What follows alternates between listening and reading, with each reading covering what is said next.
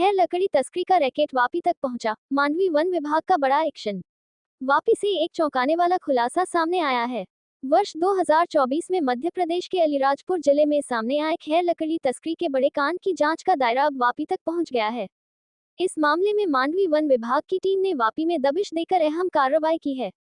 जानकारी के अनुसार खैर तस्करी के इस संगठित गिरोह की गंभीरता को देखते हुए मांडवी वन विभाग की जांच टीम वापी पहुंची और शहर के गोविंदा कॉम्प्लेक्स में स्थित एक आंगड़िया पेड़ी में जांच की। इस दौरान खैर तस्करी मामले के मुख्य आरोपी अब्बास पठान को आंगड़िया पेड़ी पर लाकर कड़ी पूछताछ की गई। जांच में खुलासा हुआ है कि इसी आंगड़िया पेड़ी के माध्यम से आरोपी द्वारा करोड़ों रुपए का लेन देन किया गया था। वन विभाग की टीम ने आरोपी के नाम से जमा करीब 26,50,000 रुपए नकद राशि जब्त की है। इस खैर तस्करी कांड में अब तक कुल 7 आरोपियों की गिरफ्तारी हो चुकी है। जांच अधिकारियों के अनुसार इस मामले में शामिल आरोपियों द्वारा अर्जित धनराशि के देश विरोधी गतिविधियों में उपयोग की आशंका भी जताई जा रही है, जिसके चलते जांच और अधिक गंभीर हो गई है।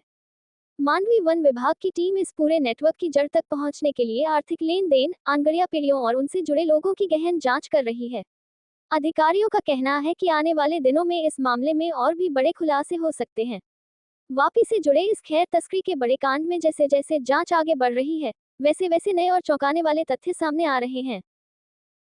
जून 2024 વર્ષમાં ખેર તસ્કરીની બાબતનો એક ગુનો વાઇલ્ડલાઇફ પ્રોટેક્શન એક્ટ અને ઇન્ડિયન ફોરેસ્ટ એક્ટ હેઠળ માંડવી દક્ષિણ રેન્જમાં દાખલ થયો હતો।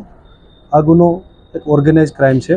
આ ક્રાઇમમાં ગુજરાત, મધ્યપ્રદેશ, મહારાષ્ટ્ર, તમિલનાડુ, અલગ અલગ સ્ટેટ, પંજાબ, હરિયાણા, અલગ અલગ સંગઠિત અપરાધની ટોળકીના માણસો આંતરરાજ્ય ખેર તસ્કરીનું છેલ્લા ઘણા વર્ષોથી આ ધંધો કરતા આવે છે।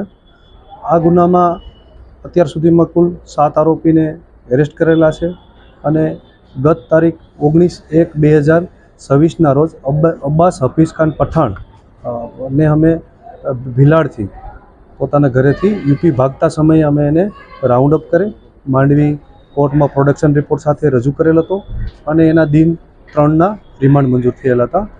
રિમાન્ડ દરમિયાનની પૂછપરછમાં અને એના મોબાઈલની ડિટેલ પ્રમાણે તપાસ કરતાં આજ અમે વાપી આર કાંતિલાલ આંગડિયા પેઢીમાં આવીને તપાસ કરતાં એમને કુલ લેતી દેતીના 3,87,00,000નું એમનું લેતી દેતીનું રેકર્ડ મળી આવેલ છે।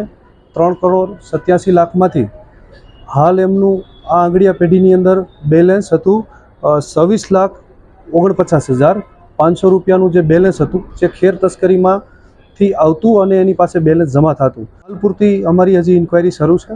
જે આંગડિયા પેઢીને પૈસા આવે છે અને પાછા નીચે આ લોકો પૈસા જમા ઉધાર કરે છે, તો એ બાબતની હજી અમારી તપાસ શરૂ છે। હજી આ ગુનાકામની તપાસ શરૂ છે। બીજા અન્ય ઇસમોની જે સંડોવણી થશે તો આગળ એમને નોટિસ આપી અને ગુનાકામે બોલાવવામાં આવશે। અગાઉ કેટલા લોકો આમાં છે એરેસ્ટ થયેલા છે કે એમના વિરુદ્ધ કાર્યવાહી છે, કયા પ્રકારના નામ ખુલેલા છે? કુલ 7 વ્યક્તિઓ આ ગુનાકામે એરેસ્ટ થયેલા છે। એમના વિરુદ્ધ કોર્ટમાં ફરિયાદ આપેલી છે અને દરેક કેસ અલગ અલગ સ્ટેજે ચાલુ છે।